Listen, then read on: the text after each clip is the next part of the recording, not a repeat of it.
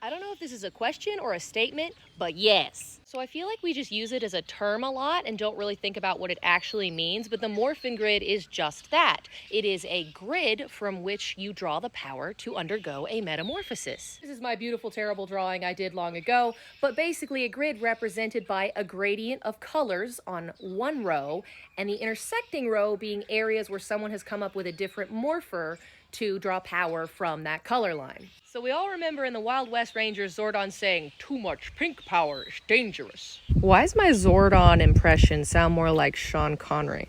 This is a great edit to have these next to each other, but this is actually possible, and this is still true. Since the Wild West Rangers is a time travel episode and Kimberly already has her morpher, if she gave the pink Mighty Morphin power to someone in the past, that would be two people using the exact same morpher, drawing energy from the exact same spot on the Morphin Grid, which would stress it and make the power dangerous to use. But as we see in Dino Thunder, this isn't something that's going to instantaneously shatter the grid, because Trent and Evil Trent use the power at the same time, and what happens is it's just really unstable and it starts to weaken both of their abilities and mess things up. Which brings me to the proxy power coins in Once and Always. Since they're not identical power coins, they're not drawing from the exact same spot, but I've actually put them on my little graph here showing that they're real close together instead of being a full step away as in entirely different powers.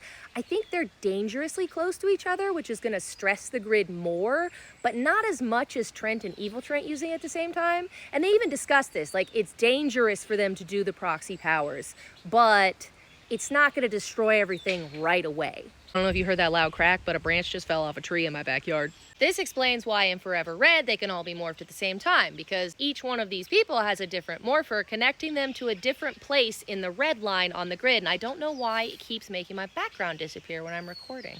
It also explains why Ninja Storm can have 2 Red Rangers and 2 Blue Rangers, because technically it's 2 different teams. The Thunder Ninjas and the Wind Ninjas have separate morphers connecting to separate points on the morphing grid. It's also probably why they're slightly different shades. And that's kind of my favorite arbitrary fact about Ninja Storm. It is a full season team-up episode. Have you ever wondered why the Wind Ninjas have all 3 primary colors and the Thunder Ninjas only have red and blue? Well, I have wondered that, and I don't know the answer, but here's my design for a mustard-colored ranger. And my theory is that someone in the Thunder Ninja Academy was cleaning around where the morphers are stored, and they knocked one on the floor and it broke, and they just kind of backed away and told no one.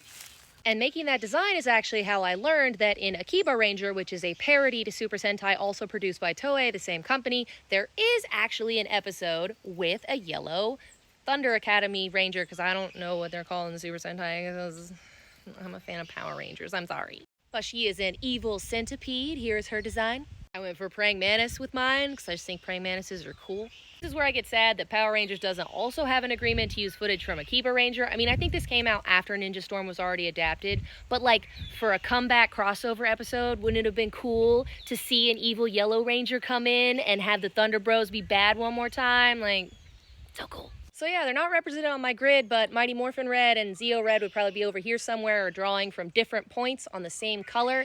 And obviously, this is rinky-dink drawing. The colors would be much more of a smooth gradient, because obviously you have things like Aqua Rangers and different shades of blue and different shades of yellow. But this is the general idea.